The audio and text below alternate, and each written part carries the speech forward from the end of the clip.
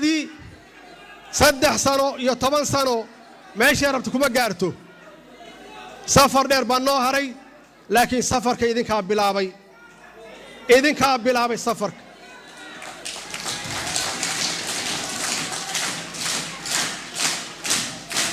أو فرصة سيئي رئيس وزراء هيجينو شقيو أو عن أمتنا وشقينو أو عن شعب كنا وشقينو هلك لا أركت دوان هذا هلك لا أركت دوان هذا وعاف مات لكن احترامك وينو ماشي كجرو أمة الصومالية دي مثشان احترام وينو ماشي كجرو ولا ليال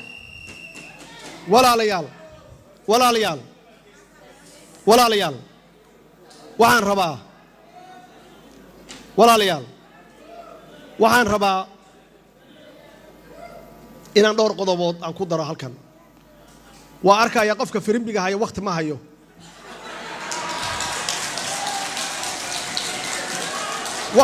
وقتي قلده هذا وقتي قلده للجوجاي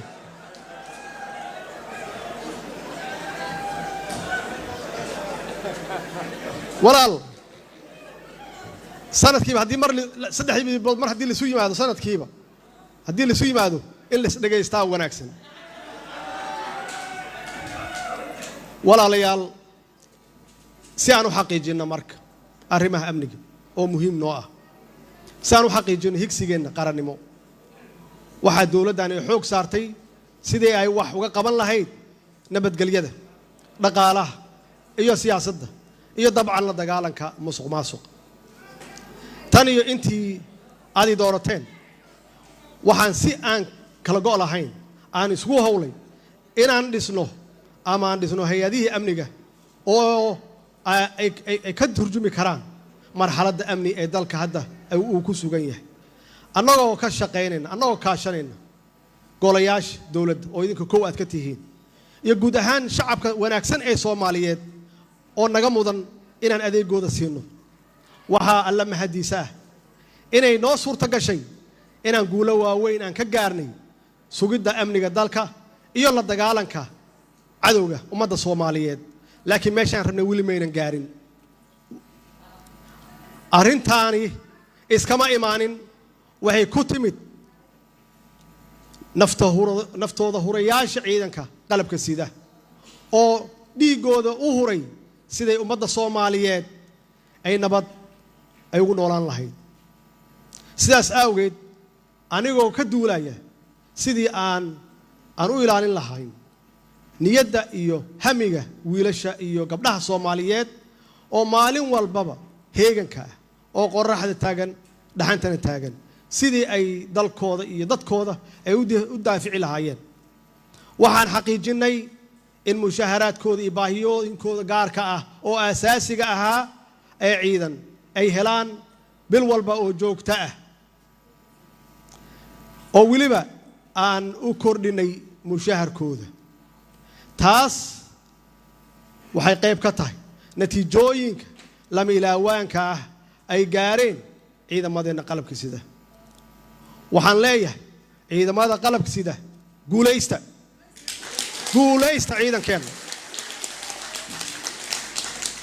ciidankeena waxaan leenahay guulaysta waxaad samayseen taariikh halkaasna ka sii wada inta aad xaqiijinaysaan higsiga qarannimo oo aan helayno hadduu Ilaah yiraahdo oo higsigeennana muxuu yahay Soomaaliya oo nabad ah Soomaaliya oo mid ah Soomaaliya oo xor u ah danaheeda qaranka inay gaarto oo aanan ku shaqaynin shisheeye aqligiisa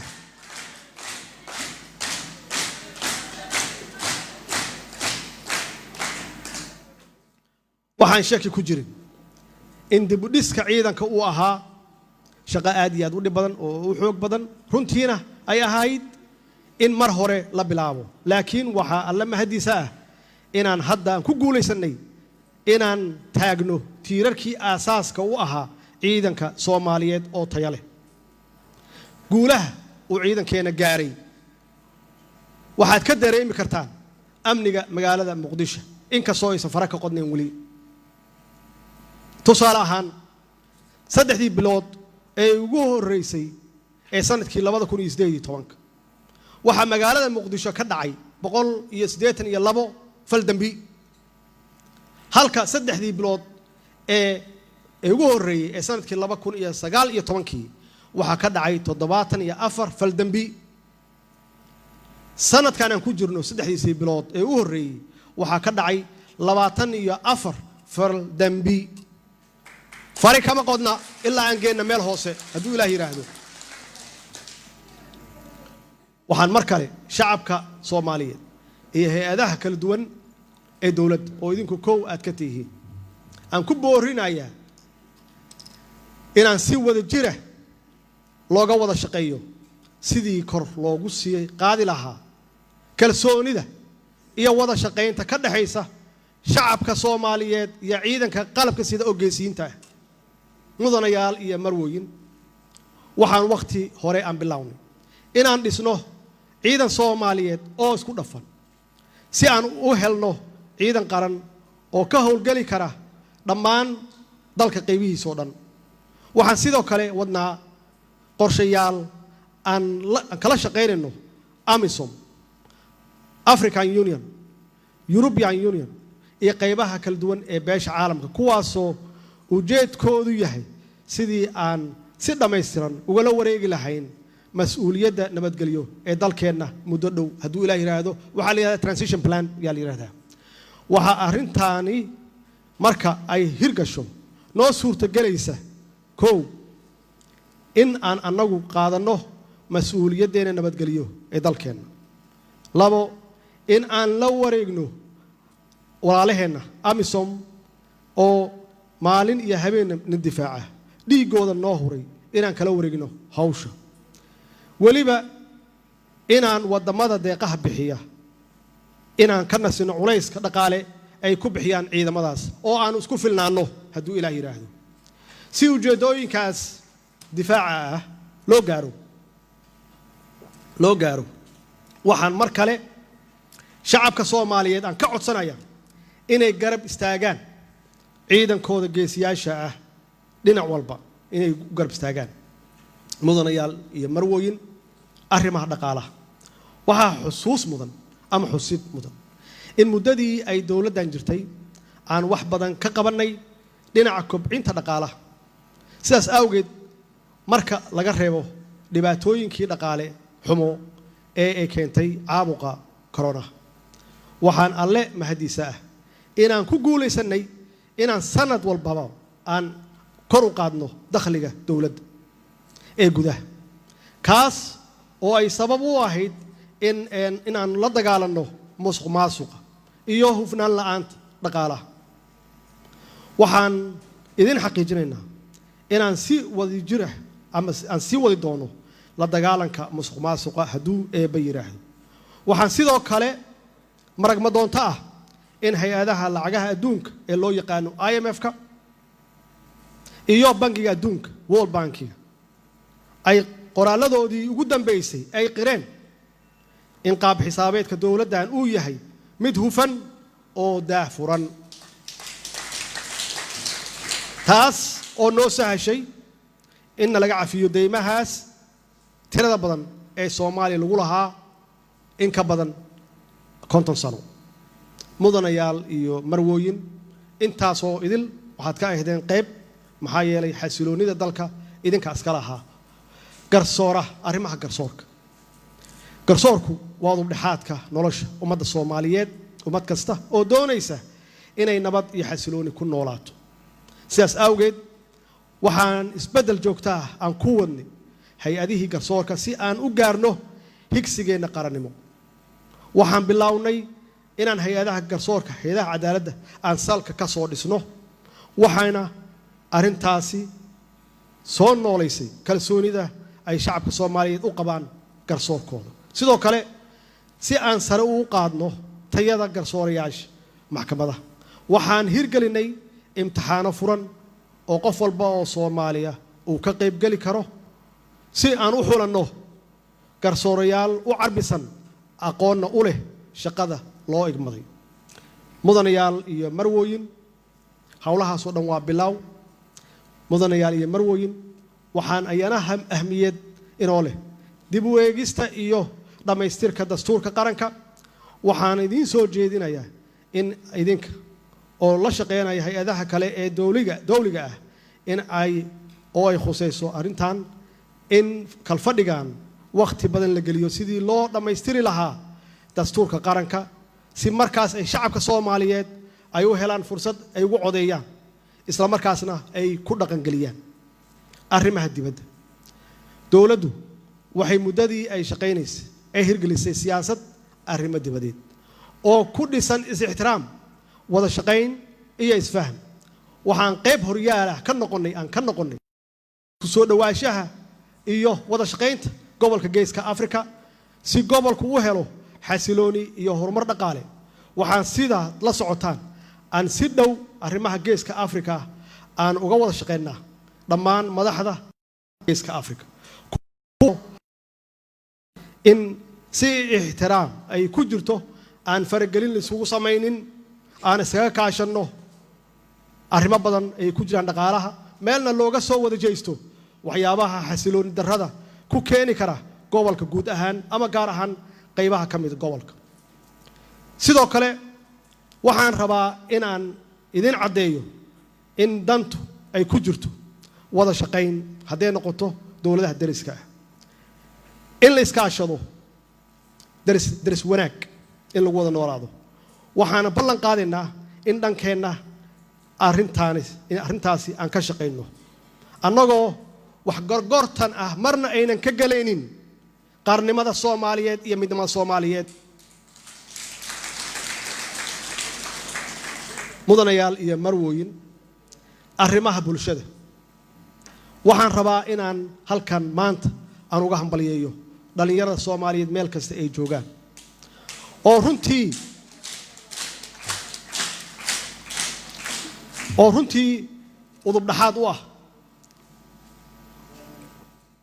udub dhaxaad u ah nabadgelyada iyo horumarka iftiimaya ee ummadda Soomaaliyeed ay maanta ku noolaanayso waxaa caado ahaan jiray in la yiraahdo dhalinyaradu waa madaxdii berri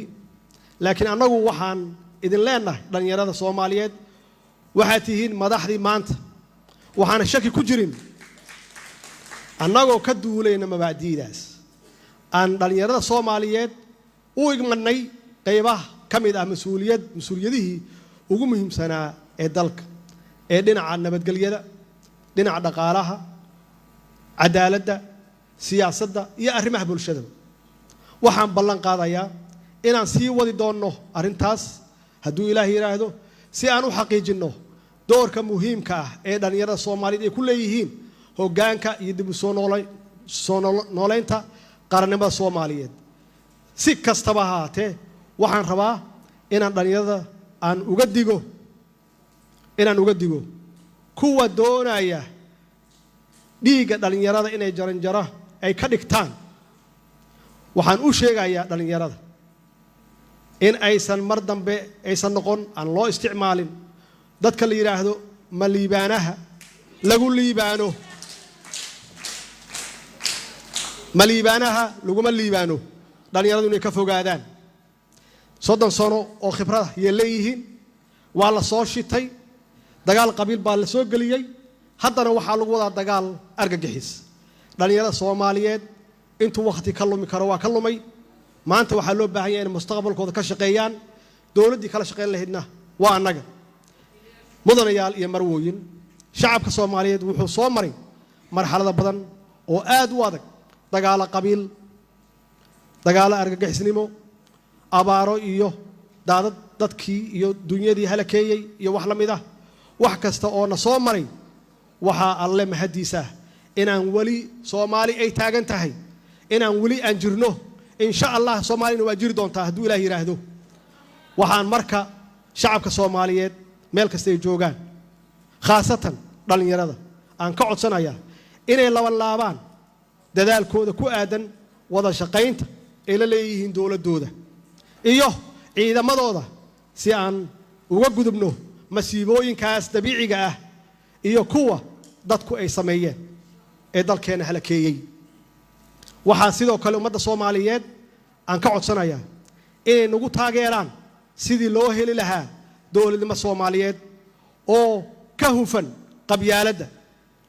fakhriga iyo argagixisnimada kuwaas oo ah saddexda cadow ee dilaaga u ah dowladnimada iyo qaranimada Soomaaliyeed oo aan doonayno in aan dib u soo yegleyno aan xoojino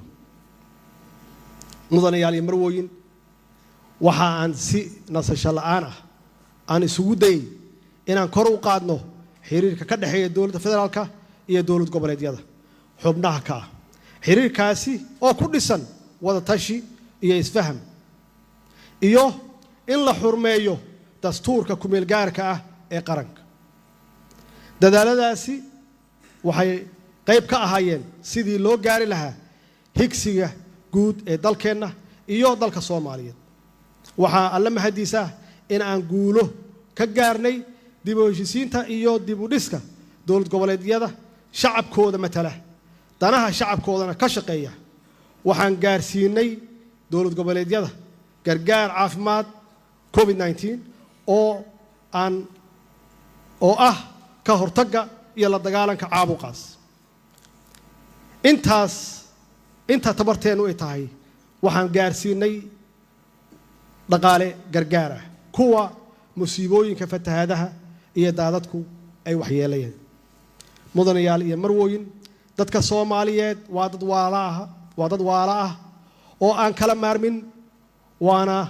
soo dhaweynayaa hadalkii walaalkay madaxweynaha Soomaaliland mudane Muuse Biixi uu ka aqbalay inaan dib u bilaawno wada hadalladeennii wax kasta oo jirana aan ku dhamayno walaaltinimo wada hadal iyo is-afgarad gabagabadii gobolka Banaadir maanta waxaan labada aqal ee baarlamaanka federaalka Soomaaliyeed aan u jeedinayaa codsi madaxweyne oo aan rajeynayo inaad iga aqbashaan aad igu taageertaan iguna sharaftaan si aan u muujino tixgelinta iyo qadarinta aan u hayno caasimadda Muqdisho oo aanu wada jecelnahay oo aanu si gaara meel gaara iga taala oo aan ku dhashay oo aan luqluq u aqaano oo aan ku koray fadlan igu raaca in aqalka sare ay caasimadda Muqdisho ay ku yeelato matalaada ay mudan tahay ayna muraayad uga wada noqoto dhammaan shacabka Soomaaliyeed mar kale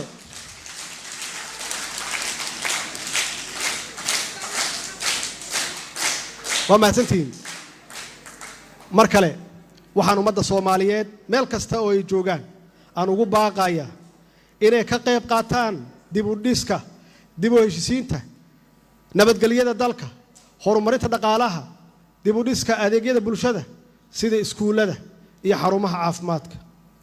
dib u dhiska kaabayaasha dhaqaalaha sida dhismayaasha dawladda ama wadooyinka dekadaha iyo tan hadda aad wadaan oo muhiimka ah sidii aan u hirgelin lahayn